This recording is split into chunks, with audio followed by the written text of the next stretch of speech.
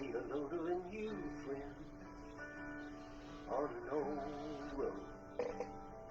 Take a two-lane trip of memories into mysteries unknown. Come along for the ride. Jim Hinckley's America. Jim Hinckley's America.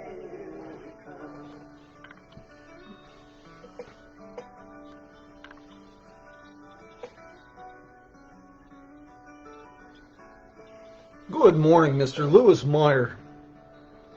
How's things in Kansas?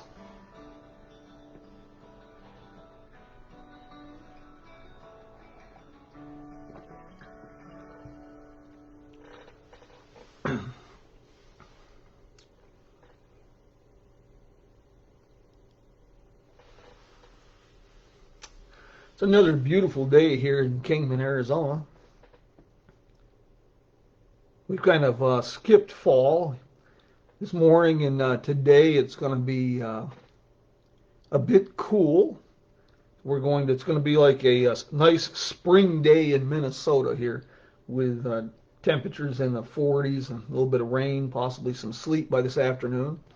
We're going to be talking a little bit about holiday shopping ideas, One Stop 66, and some vintage hotels.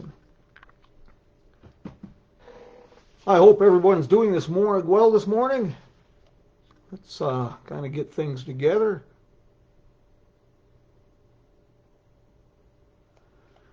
Well. Good morning, mi amigos.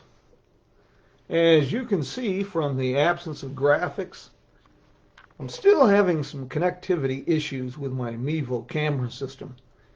And that's another reason to give thought to becoming a Amish farmer as a positive career move. No surprise. After all, it is 2020, the year of meth gators and murder hornets and two-headed shark attacks. What a strange year. Fortunately, all these technical difficulties, I roll with the flow. Years of using derelict and junk vehicles as daily transportation has taught me to adapt at a moment's notice and to try to have a plan B as well as plan C and plan D. And it's not just, of course, technology that has me thinking about plans B, C, D, E, and F. Again, it's 2020. Okay, well, so without the Mevo, I'm going to have to ask that to indulge you a bit. Dust off the imagination and pretend that this is kind of an illustrated old radio program as you envision the hotels we'll be talking about. To make that a bit easier, I posted some photos of these properties on the Facebook page, Jim Hinckley's America, yesterday. Well, let's see. What all do we have this morning? We have... let's see what we've got here. First of all, we'll give a shout out. Jim Featherstone's with us today.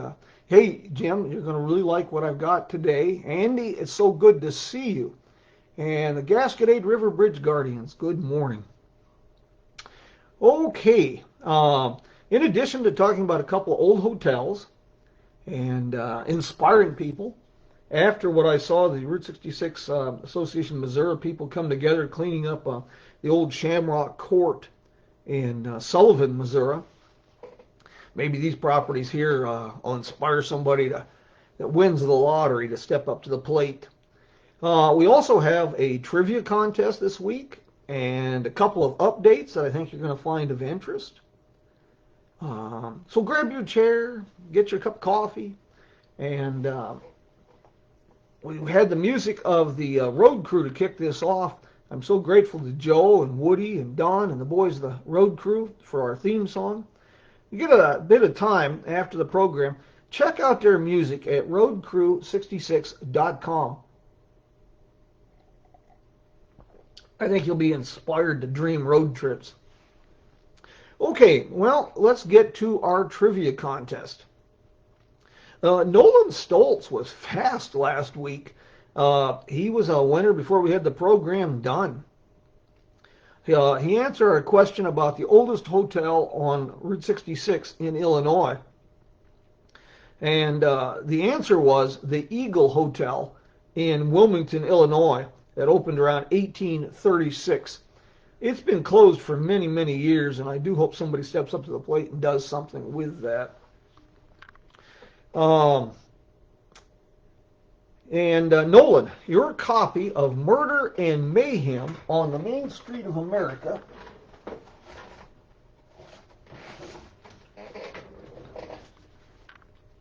Tales from Bloody 66 is in the mail. And I have defaced it with a signature.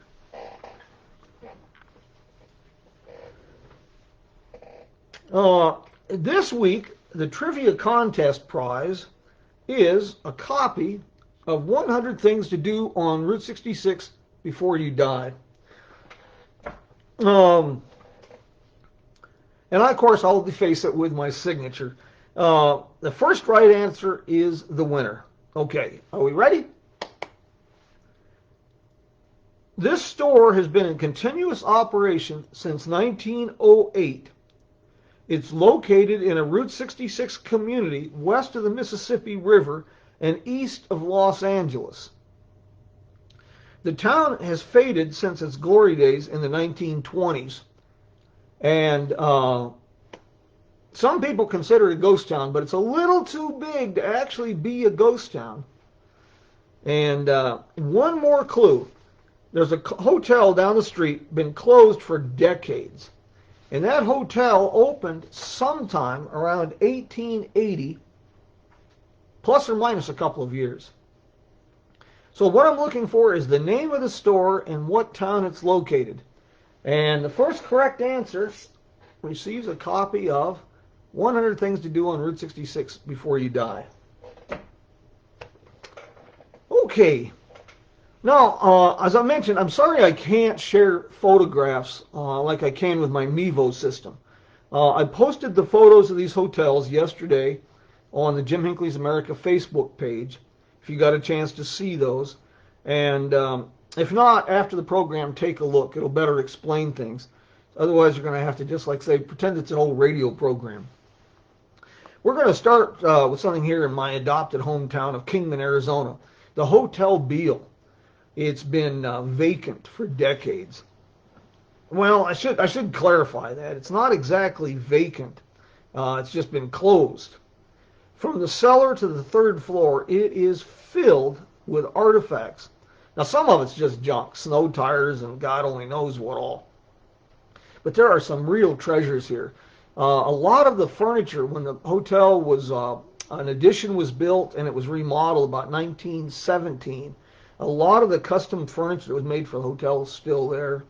One of the real treasures, upstairs in a hallway, next to the room that was stayed in by this celebrity, is a framed guest register page with the signature of Charles Lindbergh and Anne Morrow Lindbergh. They were here in town. Charles had put together the TAT, Transcontinental Air Transport, Port Kingman terminal here. Anyway, there are architectural treasures and time capsules as well, such as the skylight, the incredible front desk with smoked glass, the vintage switchboard. That thing dates back to at least 1920. The hotel has a rich celebrity history. Harry Carey, the actor, he stayed here in 1918 while filming a movie out towards Hackberry. And Buster Keaton, he set up headquarters of the hotel in 1925 during filming of Go West. You can find that movie on YouTube.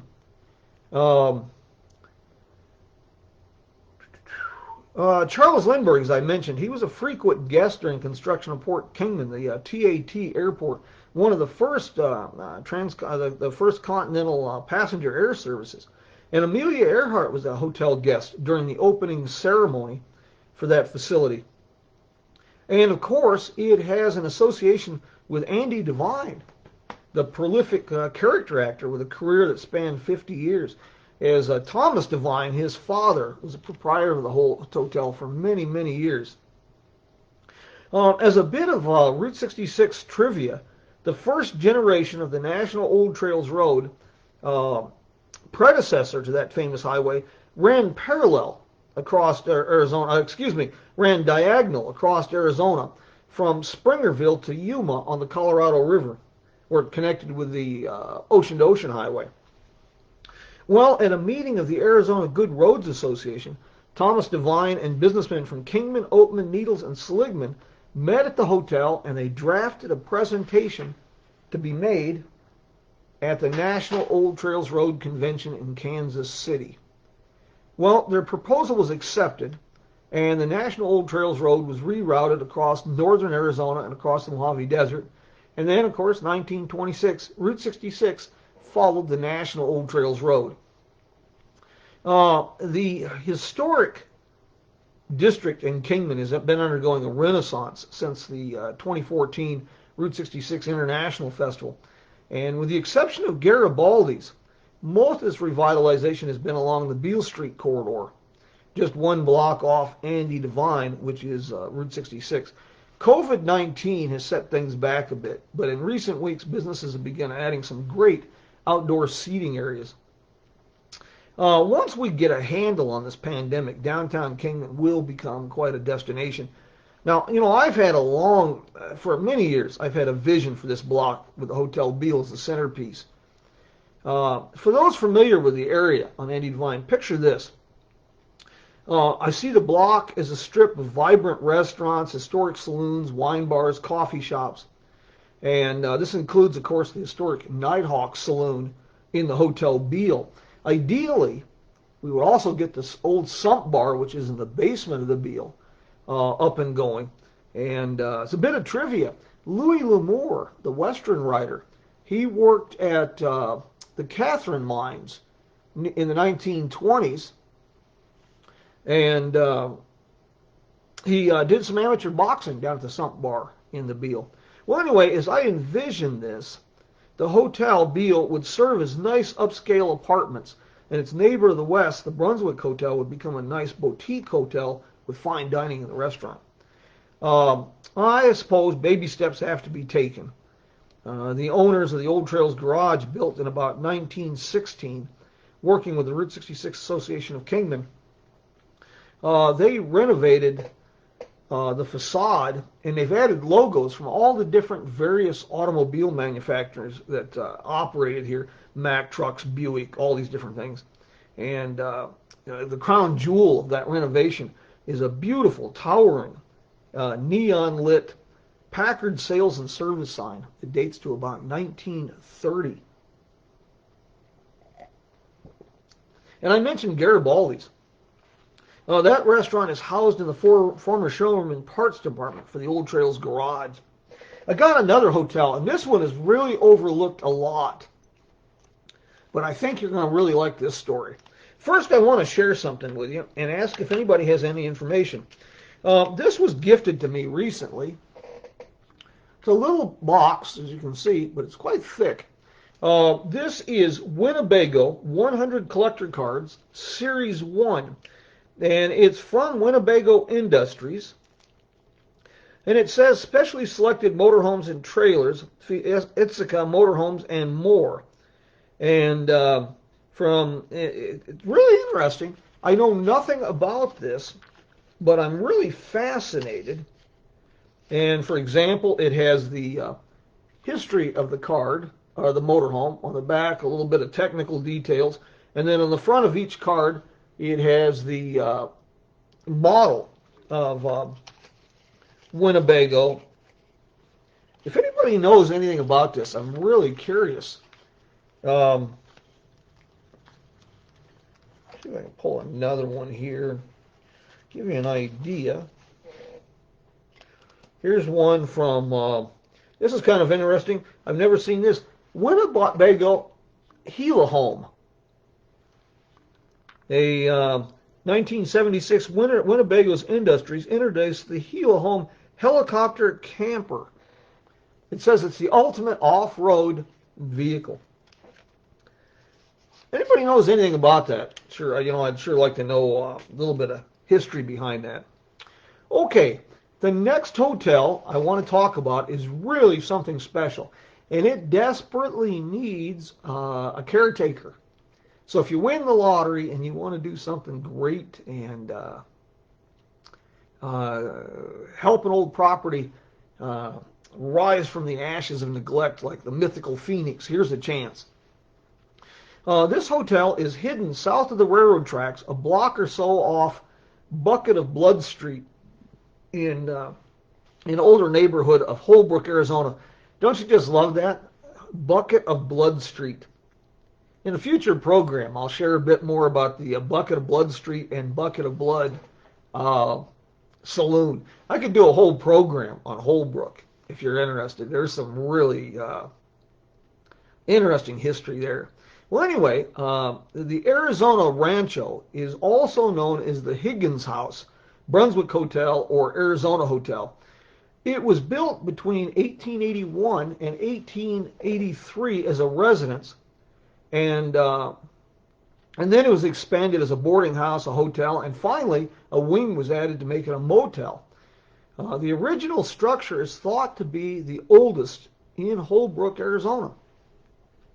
The original house was built by Pedro Montano as a single-story home of plastered adobe bricks. And then there were several changes of ownership, the addition of a second story, and about 1889 it was promoted as the Brunswick Hotel, operated by John and Anna Connor. The upstairs portion of the addition was used as a dance hall and Masonic lodge. There's a really neat picture and a write-up in the 1914 Good Roads Association Guide to Arizona about the hotel. Anyway, after several more changes of ownership, the property was bought by Earl Taylor, an oil investor, and he used it to house workers.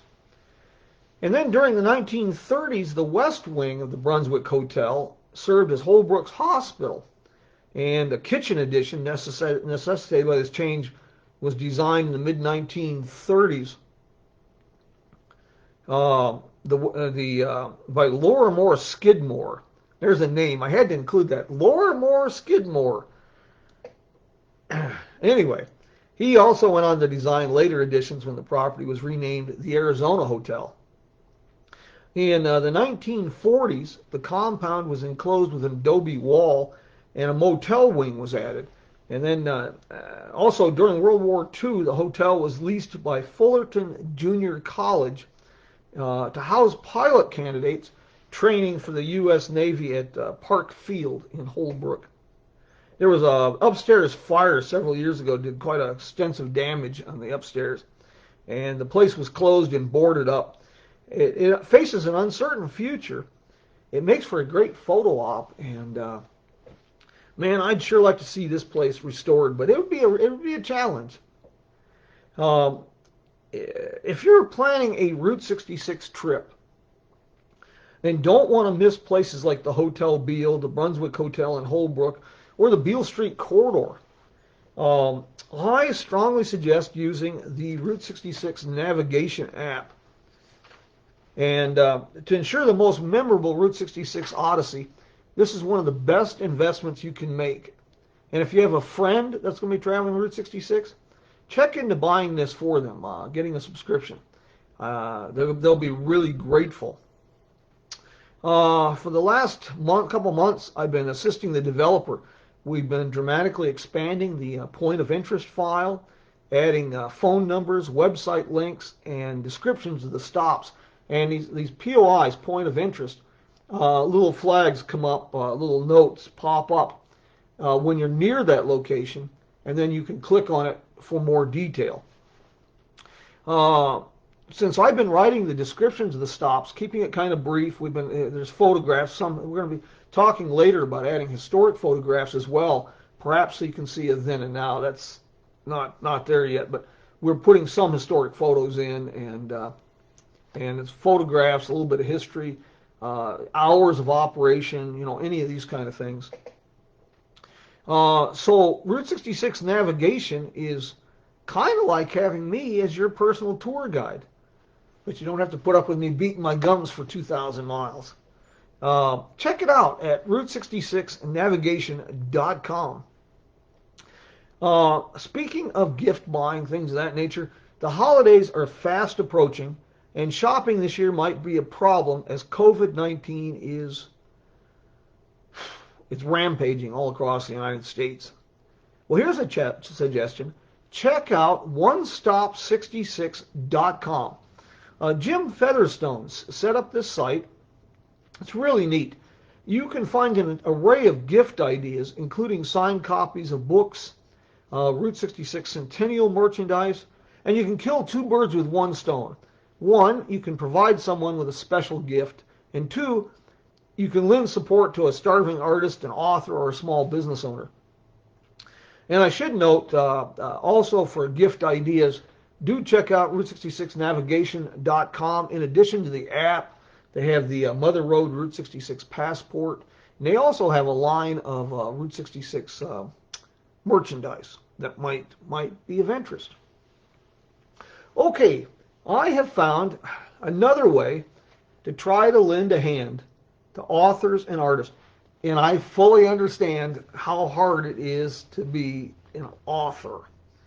So what I'm going to start doing is adding book reviews to the Jim Hinckley's America website at jimhinckleysamerica.com. And if you'd like me to review your book and add a link to your site or provide contact information for ordering, drop me a message. I'll get you the information. Or you can send a copy of your book to the address found on the contact page at our website, jimhinckleysamerica.com. Currently, I have 2 books that have been sent to me to read and review. The first is Lure of the Traveling Man by Benjamin Mollenauer. I haven't got into this very much yet, but it is a Western, and I'm eager to dig into this. And the second book I just received from Jim Shield, Journey to the West, A Great American Adventure on the National Old Trails Road, a novel. And it says a new and exciting illustrated historic adventure novel that takes you on the National Old Trails Road in 1915 in a 1913 Peerless touring car. It says along the way they meet important real people and places of the time while encountering automobiles, airplanes, motorcycles, historic sites, and more.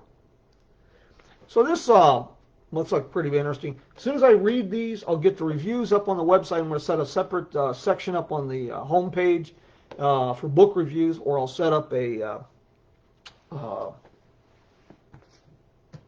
separate page for book reviews and contact information for the authors. And speaking of books, I would be quite remiss and foolish if I didn't note that you can order copies of 100 Things to Do on Route 66 Before You Die, and 100 of my favorite kind of places on Route 66, and of course, The Dark Side, Murder and Mayhem on the Main Street of America, Tales from Bloody 66. You can find that on Jim Hinckley's America website, and I'll be posting links so you can order them and pay through PayPal on the Jim Hinckley's America Facebook page. And of course, I happily deface each order with my signature, and I can even add a nice personal message in there if it's a gift or something of that nature for you. You can also find my books at the gift shop at the Wagon Wheel Motel in Cuba, Missouri, a sponsor of this program. Another victim of the COVID-19 pandemic was our annual fall speaking tour. And that means we didn't get our annual stop at the magical roadside oasis that is the Wagon Wheel Motel. You get a chance, ask for the room with a sauna. Or a spa, excuse me. Really nice. I mean, it's just nice. And of course, what I really missed was what I've missed all year, visiting with our friends like Wolfgang and Anja from Germany and Dries and Marion. I miss seeing all of our family, friends that have become family. And at the Cuba, at the Wagon Wheel Motel, I always enjoy our morning conversations with Miss Connie Eccles over coffee.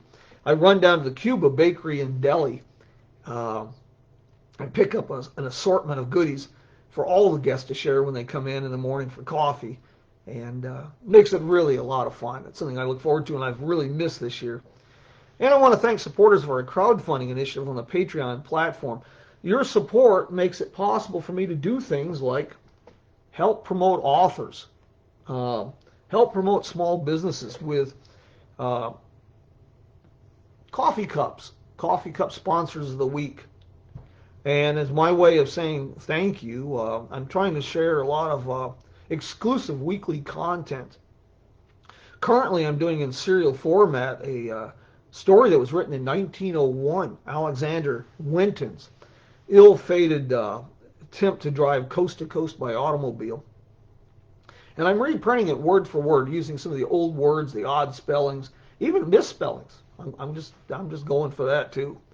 Our coffee cup mug sponsor of the week is the Roadkill Cafe in Seligman, Arizona. Don't let the names on the menu fool you. It's all good food. They have a smiling and friendly staff, a nice gift shop, and you have a front row seat to Route 66. What more can you ask for? Well, we're getting close to the end of our half hour here, and I sure don't like to wear out my welcome. So let's jump right to this. My parting thought for the day is this. Now that this contentious election is behind us, it is my sincere hope that we can find ways to bridge the chasms and rifts that have become such a part of American life. We may have voted for different candidates, but at the end of the day, here in the United States, we are all Americans and we are neighbors. Let's keep that in mind. Well, before I wrap it up completely, let's see what kind of questions and greetings are needed. And Jim and Lewis, good morning. 70 degrees in the Chicago area. That's great. We're going to be having, like 30s and 40s temperatures, snow, sleet, rain. Andy, I hope you're getting settled in down there in Tucson. Mr. Fennessy, good morning, sir. Nolan, you bet. Your book went out last week, so you should have gotten it, or you should be getting it. If not, please let me know. Miss Maggie, we don't have days anymore. We just have a simple calendar. This is the 2020 calendar. Spring, summer, fall, winter. So days don't matter. Lewis, that's a good guess. Old Riverton Store. No. The Old Riverton Store is a little bit newer than that. It dates back to around 1920. Keith, I'm sorry you're having internet issues. Mr. Kitchen, yeah, I've been pushing that idea for a while. That block needs to come to life in both those old hotels. Oh, my dear Wolfgang. Guten Tag. How are you, sir? You bet, Jim. Jim Featherstone's with us. And, well, do we have any questions? Anything I can answer for you this morning? And, Eric, thank you. Thank you very much. Invite your friends. Let's make it a coffee party next week. Next week, I'll keep you posted. There may be a little bit of change in schedule. I have tentatively, I'll be working with Fast TV Network to do 3 days of filming in the Kingman area. And I may be in Needles next Sunday morning. And if I am, we may have to reschedule for the following Sunday. But if I have internet connection or cell service, I will try to at least do a small program from Fender's River Road Resort in Needles, California next week. But I'll keep you posted on that. Chances are we should be able to do the program, and it's just kind of a iffy schedule situation. Nolan, the Arizona Hotel is set back from the track. It was more of a National Old Trails Road property. As I understand it, looking at the old maps, the National Old Trails Road came in on that side of the city. In fact, it makes sense because if you go down a little further, Highway 77, I think, and then look for Territorial and Laws Road, that'll go over all the way to Winslow. You can get over into that direction. That was the National Old Trails Road. There's a beautiful bridge there on Chevelon Canyon built in 1913. And originally, the National Old Trails Road came in that direction. Route 66, of course, did not. Advertisement, promotion. And it was definitely out of view of Route 66 travelers, but apparently it was a small motel. But it did a fairly good business. But it's a really historic property, and man, I'd love to see something happen with it. But so many of these properties, gosh, it's a shame that money interferes with so many things, but, it's a multi-million-dollar renovation, and how do you get a return on your investment? Cold, hard fact of life. You mentioned, I don't have it with, I don't think I have it here. I have a 1914 route guide that I could show you. It's in my other bookcase. It has a nice display ad with the Brunswick Hotel, and it shows the National Old Trails Road coming into town about a block or two away. Well, Wolfgang, I am glad that everyone's fine. Your mother and your family are it's worrisome times, interesting times, and gosh, with that said, my thoughts have been really heavy with all the people, the families, dealing with this COVID situation. It's quite worrisome. Here in the United States, I understand now we're up to over something like 235,000 deaths, and we're averaging over 100,000 cases a day. It's just truly mind-boggling. Well, the idea here is good news, not bad news, but do keep those people and families in your thoughts. I guess if there's no other questions, just kind of wraps it up for the week. And thank you for joining this morning. I hope we can get together again next Sunday morning for another episode of Coffee with Jim. And like I say, invite your friends. Let's make it a coffee party. Take care, be safe, and until next week, my friends, vaya con Dios.